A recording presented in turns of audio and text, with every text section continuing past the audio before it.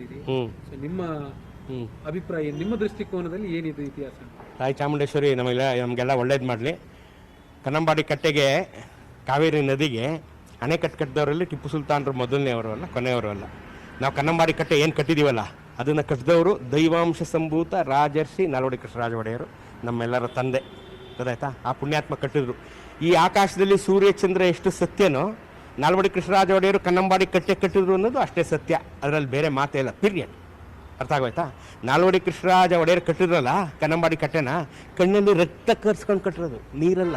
ಕಣ್ಣಲ್ಲಿ ರಕ್ತ ಹರಿಸ್ಬಿಟ್ಟಿದ್ದಾರೆ ತಮಿಳ್ನಾಡಿನವ್ರು. ನಮಗೆ ಅಷ್ಟು ತೊಂದರೆ ಕೊಟ್ಟಿದ್ದಾರೆ. 1911ರಿಂದ 31 ಇಸ್ವಿವರೆಗೆ 20 ವರ್ಷ ಮಹಾರಾಜರು ನಿದ್ದೆ ಮಾಡಿಲ್ಲ. ಅಂಥ ಕಷ್ಟಗಳನ್ನು ಎದುರಿಸಿ ಇಂಥ ದೊಡ್ಡ ಕನ್ನಂಬಾಡಿ ಕಟ್ಟೆಯನ್ನು ಕಟ್ಟು ಇವತ್ತು ನಾವು ಮಾಡ್ತಾ ಇರೋ ಊಟ, ಕುಡಿತಾ ಇರೋ ನೀರು ಎಲ್ಲ ಅಯ್ಯಪ್ಪನ ಭಿಕ್ಷೆ. ಅರ್ಥ ಆಯ್ತಾ? ಈ ಕನ್ನಂಬಾಡಿ ಕಟ್ಟೆ ಇದೆಯಲ್ಲ, ಇದು ಕಾವೇರಿ ನದಿಗೆ ನಾವು ಕಟ್ಟಿದಂಥ 37ನೇ ಕಟ್ಟೆ. ಇದರಿಂದ 36 ಕಟ್ಟೆ ಕಟ್ಟಿದ್ದಾರೆ. ಅರ್ಥ ಆಯ್ತಾ? 36 ಕಟ್ಟೆ ಇದರಿಂದ. ಸಣ್ಣ ಪುಟ್ಟ ಕಟ್ಟೆಗಳು, ಅದನ್ನು ನಾವು ಬ್ಯಾರೇಜಸ್ ಅಂತೀವಿ, ರಿಸರ್ವಾಯರ್ಸ್ ಅಂತೀವಿ. ಎಲ್ಲ ಸ್ಮಾಲ್ ಕ್ವಾಂಟಿಟೀಸ್ ಕಾಲ್ಡ್ ಆಸ್ ಬ್ಯಾರೇಜಸ್. ಅಂಥದ್ದು 36 ಕಟ್ಟಿದ್ದಾರೆ. ನಾವು ದೊಡ್ಡದಾದಂಥ ಕಟ್ಟಿದ್ದು ಮಹಾರಾಜರು 37ನೇದು. ಕರ್ನಾಟಕದ ಇತಿಹಾಸದಲ್ಲಿ ನನ್ನ ಜ್ಞಾನಕ್ಕೆ ಸಂಬಂಧಿಸಿದಂತೆ, ನನ್ನ ಅಲ್ಪ ಜ್ಞಾನಕ್ಕೆ ತಿಳಿದರೆ, ಕರ್ನಾಟಕದ ಇತಿಹಾಸದಲ್ಲಿ ಯಾವ ಕಟ್ಟಡವು, ಕೆರೆ, ಕುಂಟೆ, ದೇವಸ್ಥಾನ, ಗ್ರಾಮ, ರಸ್ತೆ, ಇನ್ನೊಂದು ಮತ್ತೊಂದು ಏನೇ ಕಟ್ಟಿದ್ರು ರಾಜಮಹಾರಾಜರು ಕಟ್ಟಿದ ಮೇಲೆ ಶಾಸನ ಹಾಕ್ಸಿದಾರೆ ಹೊರತು ಅಡಿಗಲ್ಲು ಹಾಕ್ಸಿದ್ದು ನಮ್ಮ ಇತಿಹಾಸದಲ್ಲಿ ಎಲ್ಲೂ ಇಲ್ಲ. ಈ ಟಿಪ್ಪು ಸುಲ್ತಾನ್ರ ಅಡಿಗಲ್ಲು ಒಂದೇನೆ. ಟಿಪ್ಪು ಸುಲ್ತಾನ್ರೇನೆ 1791ರಲ್ಲಿ ಆನೆ ಬಾಗಿಲು ಅಂತ ಮಾಡಿಸಿದ್ದಾರೆ ಶ್ರೀರಂಗಪಟ್ಟಣದಲ್ಲಿ. ಬಾಗಿಲು ಮಾಡಿಸಿದ ಮೇಲೆ ಶಾಸನ ಹಾಕ್ಸಿದ್ದಾರೆ. ಟಿಪ್ಪು ಸುಲ್ತಾನರು ರ್ಯಾಕೆಟ್ ಫ್ಯಾಕ್ಟ್ರಿ ಮಾಡಿದ್ದಾರೆ, ಕಾಗದ ಫ್ಯಾಕ್ಟ್ರಿ ಮಾಡಿದ್ದಾರೆ, ಗ್ಲಾಸ್ ಫ್ಯಾಕ್ಟ್ರಿ ಮಾಡಿದ್ದಾರೆ, ರೇಷ್ಮೆ ತಂದಿದ್ದಾರೆ. ಎಲ್ಲೂ ಅವರು ಅಡಿಗಲ್ಲು ಹಾಕ್ಸಿಲ್ಲ. ಅಡಿಗಲ್ಲು ಸಿಕ್ಕಿರೋದು ಇದೊಂದರಲ್ಲೇ. ಟಿಪ್ಪು ಸುಲ್ತಾನರು ಇದೇ ಕಾವೇರಿ ನೀರನ್ನು ಉಪಯೋಗಿಸ್ಕೊಂಡು ನೀರಾವರಿ ನಾಲೆಗಳನ್ನು ಮಾಡಿದ್ದಾರೆ, ಕಾಲುಗಳನ್ನು ಮಾಡಿಸಿದ್ದಾರೆ. ವ್ಯವಸಾಯಕ್ಕೆ ಅಭಿವೃದ್ಧಿಯಾಗಿ ಅದಕ್ಕೆ ಪೂರಕವಾದಂಥ ಕೆಲಸಗಳನ್ನು ಕಾವೇರಿ ನೀರು ಉಪಯೋಗಿಸ್ಕೊಂಡು ಮಾಡಿದ್ದಾರೆ. ಕಟ್ಟೆ ಎಲ್ಲೂ ಕಟ್ಟಿಲ್ಲ. ಕಟ್ಟೆ ಕಟ್ತೀನಿ ಅಂತ ಅಡಿಪಾಯ ಹಾಕ್ತೀವಿ ಅಂತ ಇದೊಂದು ಅಡಿಗಲ್ಲು ಸಿಕ್ಕಿದೆ. ಈ ಅಡಿಗಲ್ಲು ನಮ್ಮ ಈ ಕರ್ನಾಟಕದ ಇತಿಹಾಸದ ಮೊದಲ ಅಡಿಗಲ್ಲು. ನಾವಿಂದ ನೋಡಿಲ್ಲ. ಇದನ್ನ ಮುಂದೆ ನೋಡ್ತೀವಿ. ಈಗೆಲ್ಲ ಶಂಕುಸ್ಥಾಪನೆ, ಇನ್ನೊಂದು ಮತ್ತೊಂದು ನೋಡ್ತೀವಿ. ಹಿಂದೆ ಇಲ್ಲಿವರೆಗೂ ನೋಡಿಲ್ಲ. ಕೆಂಪೇಗೌಡರು ಬೆಂಗಳೂರು ಕಟ್ಟಿದ್ರಲ್ಲ, ಏನು ಅಡಿಗಲ್ಲು ಹಾಕಿದಾರ? ಎಲ್ಲಿ ಹಾಕಿದ್ದಾರೆ? ಇಲ್ಲ, ಹಾಕೇ ಇಲ್ವಲ್ಲ. ನಾವು ಯಾರು ಅಡಿಗಲ್ಲು ಎಲ್ಲೂ ಅಡಿಗಲ್ಲು ಹಾಕ್ಸಿಲ್ಲ. ಕಟ್ಟಿದ ಮೇಲೆ ಇಂಥದ್ದು ಕಟ್ಟಿದ್ದೀವಿ ಅಂತ ಹಾಕ್ಸಿದ್ದಾರೆ. ಹಾಗಾಗಿ ಇದು ಅಡಿಗಲ್ಲು ಸಿಕ್ಕಿದೆ, ಸೊ ಅಡಿಗಲ್ಲು. ಇನ್ನೊಂದು ಹೇಳ್ತೀನಿ ಕೇಳಿ. 1791ರಲ್ಲಿ 3ನೇ ಆಂಗ್ಲೋ ಮೈಸೂರು ಯುದ್ಧ ಆಯಿತು. Tipu Sultan versus Lord Cornwallis. ಸುಲ್ತಾನರು ಸೋತರು. 3 ಕೋಟಿ ರೂಪಾಯಿ ಅವರಿಗೆ ಯುದ್ಧದ ಖರ್ಚು ಕೊಡಬೇಕಾಯ್ತು ಬ್ರಿಟಿಷ್ನವ್ರಿಗೆ. ಇವರ ಹತ್ರ ದುಡ್ಡಿಲ್ಲದೆ ಇರಲಾಗಿ ತಮ್ಮ 2 ಮಕ್ಕಳನ್ನ ಒತ್ತೆ ಇಟ್ಟರು. ಇದೆಲ್ಲ ಇತಿಹಾಸ ತುಂಬ ಚೆನ್ನಾಗಿ ಗೊತ್ತಿದೆ. ಅವ್ರ ಹತ್ರ ದುಡ್ಡಿದ್ದಿದ್ರೆ 2 ಮಕ್ಕಳನ್ನ ಯಾಕೆ ಒತ್ತೆ ಇಡ್ತಾ ಇದ್ರು? ದುಡ್ಡು ಇರಲಿಲ್ಲ. ಯುದ್ಧದ ಖರ್ಚು ಕೊಡೋಕ್ಕೆ ದುಡ್ಡಿಲ್ಲ. 1794ರಲ್ಲಿ ಕಟ್ಟೆಯಲ್ಲಿಂದ ಕಟ್ತಾರೆ. ಕರೆಕ್ಟ್ ಅಲ್ವಾ? 99ಕ್ಕೆ ಈ 4ನೇ ಯುದ್ಧಾಗ ಪಾಪ ತೀರೇ ಹೋದ್ರು, ಹುತಾತ್ಮರಾದರು ಟಿಪ್ಪು ಸುಲ್ತಾನರು. ಕಟ್ಟೆ ಕಟ್ಟಿದ್ರೆ, ಕಟ್ಟೆ ಕಟ್ಟಿಲ್ಲ ಅವರು. ಕನ್ನಂಬಾಡಿ ಕಟ್ಟೆ ಕಟ್ಟಿಲ್ಲ. ಕಟ್ಟೆ ಕಟ್ತೀವಿ ಅಂತ ಅಡಿಗಲ್ಲು ಹಾಕಿಸಿರುವಂಥದ್ದು ಕಲ್ಲು ನಮಗೆ ಸಿಕ್ಕಿದೆ ಅಷ್ಟೇ. ಆ ಕಲ್ಲು ಅಡಿಗಲ್ಲು ಹಾಕಿಸಿರೋದು ಟಿಪ್ಪು ಸುಲ್ತಾನ್ ಅಂತ ಹೇಳಿ ಅದು ನಮ್ಗೆ ಗೊತ್ತಿಲ್ಲ. ಅರ್ಥ ಆಯ್ತಲ್ಲ?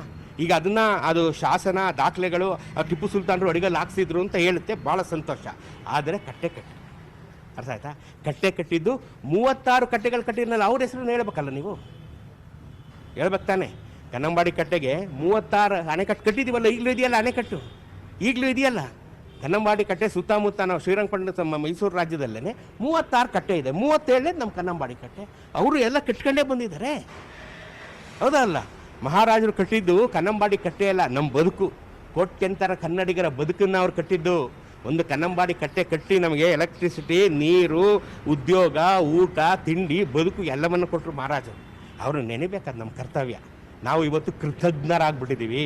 ಕನ್ನಡದಲ್ಲಿ ಒಂದು ಗಾದೆ ಇದೆ, ಊರು ಉಪಕಾರ ಅರಿಯದು, ಹೆಣ ಶೃಂಗಾರ ಅರಿಯದು. ಊರು ಉಪಕಾರ ಅರಿಯಲ್ಲ, ಹೆಣಕ್ಕೆ ಶೃಂಗಾರ ಮಾಡ್ದಂಗೆ. ಹೆಣಕ್ಕೆ ಶೃಂಗಾರ ಮಾಡಿದ್ರೆ ಗೊತ್ತಾಗುತ್ತೆ ಏನ್ರಿ? ಆಗಲ್ಲ ತಾನೆ. ಹಂಗೆ ಊರಿಗೆ ಉಪಕಾರ ಮಾಡ್ದಂಗೆ ಮಹಾರಾಜ ಪುಣ್ಯಾತ್ಮ 40 ವರ್ಷಗಳ ಕಾಲ 40 ಡ್ಯಾಮ್ ಕಟ್ಟಿದ. ಎಷ್ಟು? 40. ಒಂದು ಕನ್ನಂಬಾಡಿ ಕಟ್ಟೆ ಬಗ್ಗೆ ಬರ್ತಾರೆ. ನಮ್ಮ ಮೈಸೂರು ರಾಜ್ಯದಲ್ಲಿ 40 ಡ್ಯಾಮ್ ಕಟ್ಟಿದ್ದಾರೆ ರೀ, ಸಣ್ಣ ಪುಟ್ಟ ದೊಡ್ಡ ಎಲ್ಲ ಸೇರಿ ಮೈಸೂರು ಮಹಾರಾಜರುಗಳು. ಮತ್ತು ಸೊ ಅಂಥ ಪುಣ್ಯಾತ್ಮನ ನಾವು ನೆನಿಬೇಕಾದ ನಮ್ಮ ಕರ್ತವ್ಯ. ಇದರಲ್ಲಿ ಯಾವುದೇ ವಿವಾದ ಇಲ್ಲವೇ ಇಲ್ಲ. ಇದು ದೇರ್ ಇಸ್ ನೋ ವಿವಾದ. ಅಂಗೈ ಹುಣ್ಣಿಗೆ ಕನ್ನಡಿ ಬೇಕೇನ್ರಿ? ಅಂಗೈ ಹುಣ್ಣಿನಷ್ಟೇ ಸ್ಪಷ್ಟವಾದದ್ದು. ಬೆಳಗ್ಗೆ ಎದ್ದು ಸೂರ್ಯನ ನೋಡ್ತೀವಲ್ಲ, ಅಷ್ಟೇ ಸ್ಪಷ್ಟವಾದದ್ದು ಕನ್ನಂಬಾಡಿ ಕಟ್ಟೆ ಕಟ್ಟಿದಂಥವ್ರು ರಾಜರ್ಷಿ ನಾಲ್ವಡಿ ಕೃಷ್ಣರಾಜ ಒಡೆಯರು. ಇದರಲ್ಲಿ ಹಾಗಾದ್ರೆ ವಿವಾದ ಆಗುವಂಥದ್ದು ಏನೂ ಇಲ್ಲ, ಏನೂ ಇಲ್ಲ. ವಿವಾದ ಆಗುವಂಥದ್ದು ಏನೂ ಇಲ್ಲ. ಒಂದು ಲವಲೇಶವೂ ಇಲ್ಲ. ಒಂದು ಲವಣದ ಉಪ್ಪಿನ ಕಾಳಿನಷ್ಟು ಲವಲೇಶವೂ ಇಲ್ಲ. ಅರ್ಥ ಆಯ್ತಾ? ಮಹಾರಾಜರು ಹೃದಯವಂತರು. 1911ರಲ್ಲಿ ಕಟ್ಟೆ ಶುರು ಮಾಡಿದಾಗ ಈ ಅಡಿಗಳು ಸಿಕ್ತು. ಬೇರೆಯವ್ರು ಯಾರಾಗಿದ್ರೆ ಕಲ್ಲು ತೆಗೆದು ಡ್ಯಾಮ್ ಒಳಗೆ ಹಾಕ್ಬಿಟ್ಟಿದ್ರೆ ಯಾರಿಗ್ರಿ ಗೊತ್ತಿತ್ತಾ? ಮಹಾರಾಜರು ಹೃದಯ ಶ್ರೀಮಂತಿಕೆ, ಅವರ ಹೃದಯ ವೈಶಾಲ್ಯತೆ, ಅವರ ಕರುಣೆ, ಮಾತೃ ಸ್ವರೂಪಿಯಾದಂಥ ಮಹಾರಾಜ ತಡೆಯಪ್ಪ ಟಿಪ್ಪು ಸುಲ್ತಾನ್ರದ್ದು ಏನೋ ಒಂದು ಕಲ್ಲು ಸಿಕ್ಕಿದೆ ಅಲ್ಲಿ ಹಾಕ್ರಿ ಅಂತ ಹಾಕ್ಸಿದ್ರು ಮಹಾರಾಜರು ಹಾಕ್ಸಲಾಗಿ ಇವತ್ತು ಟಿಪ್ಪು ಸುಲ್ತಾನ್ರ ಹೆಸರು ಕಟ್ಟೆ ಮೇಲೆ ಬಂತು. ಹೌದಾ ಅಲ್ಲ? ಮತ್ತೆ ಮಹಾರಾಜರು ತೆಗೆದು ಅಥವಾ ಇನ್ಯಾವನಾರು ಕೆಲಸವನ್ನ ತೆಗೆದು ಅದನ್ನು ಕಟ್ಟೆ ಒಳಗೆ ಹಾಕ್ಬಿಟ್ಟಿದ್ರೆ ಎಲ್ಲಿ ಬರ್ತಾಯಿತ್ತು ಹೆಸರು? ಹೌದಾ? ಮಹಾರಾಜರು ನೆನಿಬೇಕಲ್ವಾ? ಮಹಾರಾಜರು ನೆನೆಯಕ್ಕೆ ನಂತರ 10,000 ಕಾರಣ, ಇದು ಒಂದು ಕಾರಣ. ಮಹಾರಾಜರ ಹೃದಯ ವೈಶಾಲ್ಯತೆಯಿಂದಾಗಿ ಟಿಪ್ಪು ಸುಲ್ತಾನ್ರ ಹೆಸರು ಇವತ್ತು ಕನ್ನಂಬಾಡಿ ಕಟ್ಟೆ ಮೇಲಿದೆ. ನಾವು ಟಿಪ್ಪು ಸುಲ್ತಾನ್ರ ಬೇರೆ ಕಾರಣಕ್ಕೆ ನಿಲ್ತೀವಿ ರೀ. ಬ್ರಿಟಿಷರ ಮೇಲೆ ಯಾರು ಮಾಡದಂಥ 4 ಬೃಹತ್ ಆಂಗ್ಲ ಮೈಸೂರು ಯುದ್ಧಗಳನ್ನು ಮಾಡಿದ್ದಾರೆ. 5ರಲ್ಲಿ ಟಿಪ್ಪು ಸುಲ್ತಾನ್ರು ನಮ್ಗೆ ಹೆಮ್ಮೆ ಇದೆ. ಹೌದಾ? ಈ ಟಿಪ್ಪು ಸುಲ್ತಾನ್ರು ಹಲವಾರು ಸಿಟಿಸನ್ ಟಿಪ್ಪು ಅಂತ ಹೆಸರು ತಗೊಂಡಿದ್ದಾರೆ, ಹಲವಾರು ಅಭಿವೃದ್ಧಿ ಕಾರ್ಯಗಳನ್ನು ಮಾಡಿದ್ದಾರೆ. ಅರ್ಥ ಆಯ್ತಾ? ಉಳೋನ್ಗೆ ಭೂಮಿ ಅಂತ ಮೊದಲು ಕೊಟ್ಟವರು ಟಿಪ್ಪು ಸುಲ್ತಾನ್ರು, ಅದನ್ನು ನಾವು ನೆನಿತೀವಿ. ಇಲ್ಲದೆ ಇರೋದನ್ನು ತೆಗೆದು ಅವ್ರಿಗೆ ಹಾರ ಹಾಕ್ಬೇಡಿ, ಇಷ್ಟೇ ನಾನು ಹೇಳೋದು. ಇಲ್ಲದೆ ಇರೋದನ್ನೆಲ್ಲ ಅವ್ರಿಗೆ ಹೇಳ್ಬೇಡಿ, ಇರೋದನ್ನು ಹೇಳಿ. ಅಂದ್ರೆ ಇಲ್ಲಿ ಪ್ರಶ್ನೆ ಇರೋದು ಸರ್, ಅಣೆಕಟ್ಟು ಕಟ್ಟಿದ್ದಾರೆ ಅಂತಲ್ಲ, ಅಣೆಕಟ್ಟಿಗೆ ಅಡಿಗಲ್ಲು ಹಾಕಿದ್ದಾರೆ ಅಂತ. ನಾನು ಹೇಳದ್ನಲ್ಲ, ಈ ಅಡಿಗಲ್ಲು ಹಾಕಿದಾರಲ್ಲ, ಹಾಕಿರ್ಲಿ. ನೀವು ಟಿಪ್ಪು ನನ್ನ ಪ್ರಶ್ನೆ ಏನು ಗೊತ್ತಾ? ಅಣೆಕಟ್ಟಿಗೆ ಅಡಿಗಲ್ಲು ಹಾಕಿದ್ದಾರೆ ಅಂತ ಅಲ್ಲಿದೆ ಸರಿ, ಇದರಿಂದ 36 ಕಟ್ಟೆನೂ ಜ್ಞಾಪಿಸ್ಕೊಳ್ಳಿ. 36 ಕಟ್ಟೆ ಕಟ್ಟಿದಾರಲ್ಲ, ಅದನ್ನು ಜ್ಞಾಪಿಸ್ಕೊಳ್ಳಿ. ಯಾಕೆ ವೈ ಯು ಆರ್ ಸೆಲೆಕ್ಟಿವ್ ಅಲ್ವಾ? ಇದರಿಂದ 36 ಬ್ಯಾರೇಜ್ ಕಟ್ಟಿದಾರಲ್ಲಪ್ಪ, ಅವ್ರನ್ನ ಯಾಕೆ ಜ್ಞಾಪಿಸ್ಕೊಳ್ಳಿ? 37ನೇದು ನಮ್ಮ ಕಟ್ಟೆ. ನಾನು ಹೇಳ್ತಿರೋದು ಬರೀ ನಮ್ಮ ಕರ್ನಾಟಕದಲ್ಲಿ. ತಮಿಳ್ನಾಡಲ್ಲಿ ಒಂದು 100 ಕಟ್ಟೆ ಇದೆ, ನಮ್ಮ ಕರ್ನಾಟಕದಲ್ಲಿ 36 ಕಟ್ಟೆ ಇದೆ ಅಲ್ವಾ? ಮಾಧವ ಮಂತ್ರಿ ಅಂತ ತಲಕಾಡಲ್ಲಿ ಒಂದು ಅಣೆಕಟ್ಟು ಕಟ್ಟಿದ್ದಾನೆ ಕನ್ನಂಬಾಡಿಗೆ, ವಿಜಯನಗರ ಕಾಲದಲ್ಲಿ. ಮತ್ತು ಎಂತೆಂಥ ಪುರಾತನ ಕಾಲದಲ್ಲಿ ಕನ್ನಂಬಾಡಿಗೆ ಕಟ್ಟಿದಂಥ ಮೊದಲ ಅಣೆಕಟ್ಟು 904ನೇ ಇಸ್ವಿಯಲ್ಲಿ ಶ್ರೀರಂಗಪಟ್ಟಣದಲ್ಲಿ 904. ಇವತ್ತು 1100 ವರ್ಷ ಆಯಿತು ಇವತ್ತಿಗೆ. ಹೌದಾ? ಅದ್ರ ಶಾಸನ ಇದೆ. ನಾನು ಕಟ್ಟೆ ಕಟ್ಸಿದ್ದೀನಿ ಅಂತ ಆವತ್ತಿನ ಪ್ರಭು, ನಾಡಪ್ರಭು ಶಾಸನ ಹಾಕ್ಸಿದ್ದಾನೆ, ಅದ್ರ ಶಾಸನ ಇದೆ. ಮತ್ತು ಅವನಿಂದ ನೆನ್ಕೊಂಬರ್ಬೇಕು ನೀವು. ಹೌದಾ ಅಲ್ಲ? ಅಷ್ಟೇ ನಾನು ಹೇಳೋದಿಷ್ಟೇ. ಇದರಲ್ಲಿಗೆ ಸಚಿವರು ಅಥವಾ ರಾಜಕೀಯವಾಗಿ ಪರ ವಿರೋಧ ಮಾಡುವಂಥದ್ದು ಏನು